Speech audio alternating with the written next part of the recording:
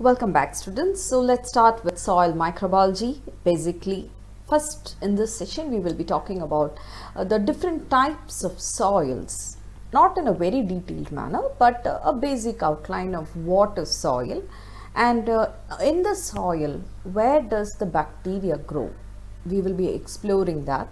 And is the soil containing only microbes? No, of course it contains a lots of other than microbes, little macroscopic organisms are also being present. And what is the role of these microbes as well as the plants? What are the interactions resulting between the microbes as well as the plants? We'll be discussing that in this session. If you go to look onto the soil is found to contain different types of particles. And the type of particles which have been present in it will mainly will contribute to the type of the soil. And depending upon the type of the soil, the microflora or the microbe organisms which have been found associated with that also will be found to be different. Now let's have a look onto the basic components of some sand components. If you go to look, you can see that every sand it contains three main types of particles. Firstly, it could have very small, less than, if it is about less than 0.002 millimeter, those particles are referred to as a clay-like components or the clay components. And if the size is 0.002 to 0.05 millimeters, we will consider them to be as silt. And when the size increases, okay, and when it becomes around 2 millimeter in size, we consider that to be as sand. Then of course, depending on the size, now sometimes some sands will be found to be clustered or collide, or they might be sticky onto each other. So medium sized sand is also there, and also there are coarse sand. So you will be thinking, why do I have to say all this here? Because I'm going to talk about microbes. The thing what we have to know is these terms become relevant when we explain the different microbes which have been present. Different sand types will greatly influence the different microbes which have been present in it. So based upon these three components like clay, silt and sand, you will get different types of sands. Basically, we can classify them. There are different types of sands. I'm not saying this is the only type of sand, but three basic types of sand particles have been present based upon the composition of this clay, silt as well as the sand. When it becomes almost heavy clay or 100% clay, that soil will be considered to be as clay soil. And when it becomes loamy, what is loamy? You can see almost it is having 50% of sand and 20% of clay. That comes as loamy soil. And then you have a silty, 100% silt soil will consider to be as a silty soil, or you can have also sandy loam. So depending upon, now you have different areas. Now if it is sandy, it will be 90% of sand and 10% of clay. If it is sandy loam, it will be around here. See, there are different gradations here. It can be either 20% of clay and different gradations of sand.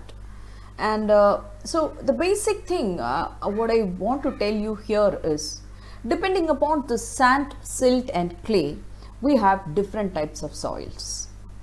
And irrespective of the different types of soils that we have, we can see that there are different microbes which have been present in these soils. And if you go to, generally speaking, if you go to take 1 gram of soil, you can see that around 1 billion of microbes will be present in these soils. And and in the soil itself, we can see that large amount of plant varieties also grow. And at the same time, associated with these plants also, there are certain microbes. And these three components, that is soil, microbes as well as plants, they are closely related to each other.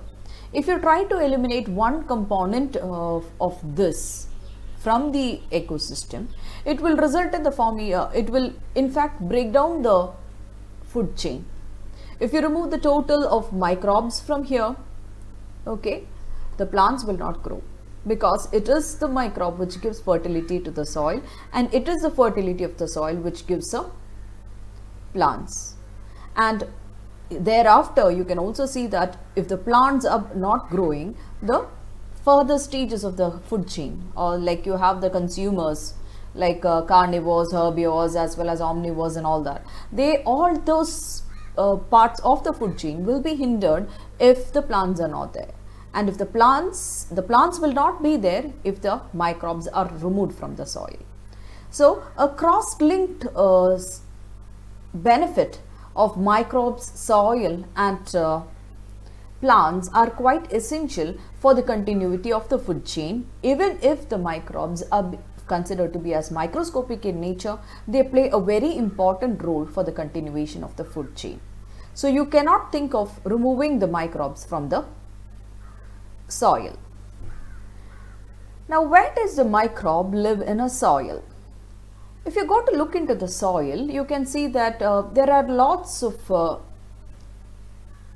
soil particles, that's natural, but at the same time there will be certain spaces between the soil particles, and in between these spaces there will be certain water molecules. At the same time there would be also air filled pores also. And it is this particular environment which will favor the growth of the microbes. And the total pore space as well as the gas diffusion is mainly determined by the texture of the soil. Now, if you go to look into sandy soils, they have large pore spaces than compared to the clay soils. And so sandy soils tend to drain more quickly. And the pores are also critical because they provide the optimum environment for the microbial growth. If a microbe is within a thin film of water on a particle surface where oxygen is present at high levels, and it can be easily replenished by diffusion. So based upon the relevance of based upon the predominance of the air filled spores as well as the water which has been available, the microbial flora of the soil will be found to vary. And it is these microenvironments which will help the microbes to grow. The oxygen particles which are being found between these soils will serve as a source of oxygen for the microbial growth also.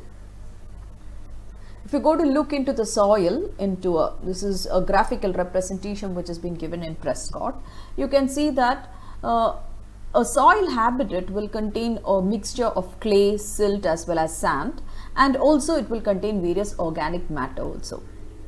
The roots, animals as well as the chemoorganotropic bacteria, they will consume the oxygen which is rapidly replaced by diffusion within the soil pores where the microbes live. So if you go to look here, you have, these are the roots, just look into the picture, these are the roots, okay, and this is sand, okay, there is water over here, the bluish particle is referred to as the water over here. You also have some organic matter which has been present here, that is green color, and here all these, and there are also chemoorganotropic, that is which uses chemical energy for their surfaces. They will consume these oxygen, and all the oxygen which has been used by these roots as well as by the animals. Now, what are the animals here? You can find here mites as well as nematodes, like that, a wide variety of animals, macroscopic as well as small microscopic animals also would be there in the soil, and they would reuse these oxygen which has been present, or sorry, they would use the oxygen which has been present among these pores. And to maintain the oxygen level, certain other, what happens, the microbes by the process of diffusion or something like that, this oxygen has been replaced over there. And you can see that two types of fungi are also being present here. One is a saprophytic fungi, as we can see here, and also the other one, you can also see like mycorrhizal hyphae is also being present here. And they derived the organic carbon from the symbiotic partners, plant roots as well as saprophytic fungi, which will contribute to the degradation of the organic material. So if you go to look here, the saprophytic fungi will degrade. Saprophytic means it will degrade the particular organic matter which has been present here, and mycorrhiza, they mainly occur by symbiotic relationship. So they will derive their organic matter from their symbiotic particles. So if you go to look into the sand, you are having microbes like bacteria are being present. There will be animals, there will be roots, as well as various fungi such as mycorrhizal as well as saprophytic fungi are there, and there will be organic matter also being present here, and this organic matter is being degraded by different agents like saprophytic fungi as well as various other chemoorganotropic as well as heterotropic, chemolithotropic microorganisms also. They will degrade this organic matter and it is made available. So when you consider a soil, it can consist of different types of things. You have basically sand, clay and silt, and along with that there is lots of organic matter, and there is a micro environment created by water as well as gases around the sand, silt and clay in a soil, and you have lots of microbes which have been present over here. Not only microbes, you will also have roots as well as animals like nematodes and mites. Or see, this is a nematode which has been present here. They are also been present here. So sometimes they will utilize the oxygen over here and you need to replace that particular oxygen over there, and by diffusion, by the process of diffusion, this oxygen can be replaced, and also by various other means like ploughing and all that, you can increase the porosity as well as the oxygen diffusion into the soil. And the organic matter here which has been present in the soil can be degraded by various bacteria as well as various fungi which has been present here. So soil environment, it can change rapidly, and it mainly produces a mini aquatic habitat over here, and rainfall as well as irrigation can quickly change this mini aquatic habitat. Now if you have a flooding is to be continued, what happens? Waterlogged soil will be created and it will look like a lake sediment, and if oxygen consumption exceeds that of oxygen diffusion, the waterlogged soils can become anoxic. And the shift in the water content and the gas fluxes also affect the concentrations of carbon dioxide and other gases, and these changes are accentuated in smaller pores where many bacteria are being found. The roots of the plants which are growing in the aerated soils, they consume oxygen and release carbon dioxide, influencing the concentration of the gases in the environment. So if you go to look into this mini aquatic habitat which has been present around the soil, you can see that oxygen as well as carbon dioxide and there is a gas flux over there in between oxygen and carbon dioxide, and you can see oxygen is being utilized by the plants as well as various other organisms which have been found in the soil crevices, and they will release probably carbon dioxide, and this carbon dioxide would also influence the growth of the microbes here. So you have to consider it like a soil, though it is considered to be very small, it is a mini aquatic habitat and it has a wide variety of macroflora as well as microflora which has been present here, and it is greatly influenced by various factors like rainfall, irrigation, the type of the soil which has been present here, the conditions of water logging, etc. Would affect the gases which have been present in the soil, as well as it would interact and it will indirectly influence the microflora or the bacterial flora of the soil also. So we'll be continuing about the various other factors in the coming sessions. Thank you for now.